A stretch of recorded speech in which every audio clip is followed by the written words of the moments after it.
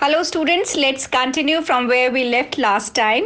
So in this part, the first question is, which of the following reagent gives cyanohydrin with glucose? Well, glucose में again C double bond O इसमें रहेगा carbonyl group, और जब ये HCN के साथ combine करता है तो इनके जो रिस्पेक्टिव चार्जेस हैं, यहाँ कार्बोनिल शिफ्ट होगी C पे पॉजिटिव, O पे नेगेटिव, और हाइड्रोजन साइनाइड में H is positive and CN is negative.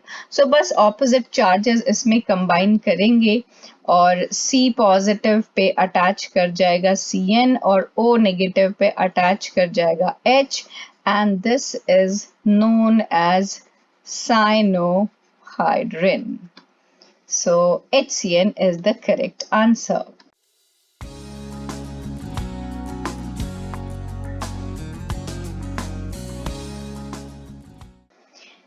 Next is the structure is called, well, this dipolar structure जो कि alpha amino acid में बनता है, this is known as zwitterion. So B is the correct answer. The pH at which the amount of negative charge on the amino acid exactly balances the amount of positive charge, ऐसी pH को कहा जाता है isoelectric point, जिस वक्त acidic portion जो है वो बेसिक पोर्शन के बराबर होता है. So A is the correct answer. Then is the total number of amino acids commonly found in proteins is, so total number of amino acid जो कि आपको प्रोटीन्स में मिलते हैं जनरली वो है 20, जिसमें से 10 होते हैं एसेंशियल अमाइनो एसिड जो कि हमारी बॉडी के लिए एसेंशियल है क्योंकि बॉडी में बनते नहीं हैं, और 10 होते हैं नॉन एसेंशियल अमाइनो एसिड जो कि हमारी बॉडी में बनते हैं, इसीलिए हमें डाइट में लेने की उनको कोई जरूरत नहीं होती.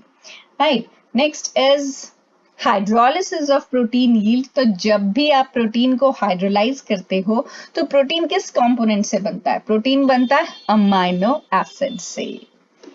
नेक्स्ट है hydrolysis of peptide yield. Well, peptide bond amino acid में जब जोड़ते हैं उसको, तो मैंने आपको दिखाया था वाटर मॉलिक्यूल एलिमिनेट होता है. सो जब आप दो अमाइनो एसिड को जोड़ते हो वाटर के एलिमिनेशन करवा के तो पेप्टाइड बॉन्ड बनेगा, और पेप्टाइड को अगर आप तोड़ोगे तो वापस आपको क्या मिलेगा? Amino acid. तो C is the correct answer. Then next question है, the amino acids that are not synthesized in human body must be obtained in our diet. तो कौन से हैं जो अमाइनो एसिड हमें लेने पड़ते हैं डाइट में, क्योंकि वो हमारी बॉडी में नहीं बनते इसीलिए लेना जरूरी है. So that is why they carry the name essential amino acid. So A is the correct answer.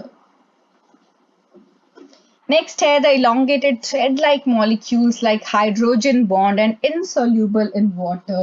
तो thread-like और पानी में insoluble, इस तरह की प्रोटीन्स को कहा जाता है fibrous proteins. ये प्रोटीन्स का एक फॉर्म है, ठीक है, और they are held together by hydrogen bond but they do not dissolve in water, so they are fibrous proteins. So A is the correct answer. Next है which structure remains intact in denaturation. तो मैंने आपको proteins के structure के बारे में बताया था कि इसमें अमाइनो एसिड जो हैं वो लॉन्ग चेन के फॉर्म में एक दूसरे के साथ अटैच्ड होते हैं, और बस प्राइमरी स्ट्रक्चर ही मेन स्ट्रक्चर है, बाकी सब में सिर्फ कॉइलिंग करती है. सो जो डीनेचरेशन जब होती है तो सिर्फ कॉइलिंग खुलेगी, तो कॉइलिंग प्रेजेंट होती है सेकेंडरी, टर्शियर, क्वाटरनरी में. तो जो इंटैक्ट रहता है डीनेचरेशन के टाइम वो है primary structure. Next, a beta-pleated sheet held by hydrogen bond arranged and oriented in three-dimensional space is called. तो बीटा प्लीटेड शीट जिसको हाइड्रोजन बॉन्ड से होल्ड करके रखा जाता है स्टेबलाइज करने के लिए, वो सेकेंडरी स्ट्रक्चर का पार्ट है. राइट. वो 2 डिग्री स्ट्रक्चर है beta pleated sheets. Then is alpha keratin is an example of, well, alpha keratin, alpha helix जो कि secondary structure का ही, secondary structure में alpha helix भी आता है और beta pleated भी आता है. ठीक है. alpha helix में भी हाइड्रोजन बॉन्ड से वो स्टेबलाइज होता है, और alpha keratin जो है वो alpha helical structure का ही example है.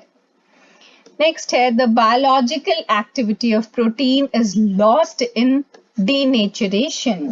तो डीनेचरेशन में क्या होता है, जब कोई भी आप फिजिकल या केमिकल चेंज इम्पोज करते हो, टेम्परेचर इंक्रीज करते हो या पीएच वगैरह इंक्रीज करते हो, तो प्रोटीन की बायोलॉजिकल एक्टिविटी खत्म हो जाती है. This is called denaturation. So A is the correct answer. Then है denaturation is caused by unfolding of globules or unfolding of helix या both या none. Yes, it is called by unfolding. जैसे मैंने आपको पहले भी बताया secondary structure, tertiary structure, ये सब खुल जाता है. This uncoiling or unfolding, this is known as denaturation, right? So C will be the correct answer. Next है the protein gets denatured due to. क्या क्या चीजें हैं जो कि प्रोटीन के डीनेचरेशन के लिए रिस्पॉन्सिबल होती हैं. पहला है effect of temperature, second is effect of pH, third is disruption of hydrogen bond. Well, all the factors are responsible for denaturation of protein. Temperature के बढ़ने से, पीएच में भी अगर आप चेंज लाओगे तब भी डीनेचरेशन होगी, और अगर उसकी स्टेबलाइजेशन को खराब करोगे, हाइड्रोजन बॉन्ड्स को डिसरप्ट करके, तब भी डीनेचरेशन अकर करेगी. नेक्स्ट आपको बताना है कि जो राइबो शुगर है ये किसका कंपोनेंट है, डीएनए का, आरएनए का, कार्बोहाइड्रेट का या सबका. वेल, अगर आप इसको ध्यान से नोटिस करो, इस कार्बन पे एक ऑक्सीजन मिसिंग है, that is why it is deoxyribose. और किस में होती है डीऑक्सीराइबोज शुगर? डीएनए में. It is deoxyribonucleic acid. The sugar component of this is this. So इसमें आपके पास यहाँ ऑक्सीजन है, तो ये राइबोज शुगर है. So it is component of ribose nucleic acid. So B is the correct answer. So next is the bicyclic group containing nitrogen atoms in the cycles are dash bases. So bicyclic compounds जो present होते हैं bases में, उनको हम बोलते हैं purines, right? And जो monocyclic होते हैं वो pyrimidine होते हैं. Next है which among the following is not a pyrimidine? Cytosine, thymine, uracil या adenine. वेल, एडेनिन और ग्वानिन जो हैं वो प्यूरिन्स होते हैं, राइट? जो बाइसाइक्लिक जिनकी हमने बात की, तो एडेनिन और ग्वानिन जो हैं प्यूरिन्स हैं, और थाइमिन, साइटोसिन और यूरेसिल जो है वो pyrimidines हैं. So D is the correct answer. Next, the double helix of DNA was discovered by, well, this helical structure was discovered by Watson and Crick.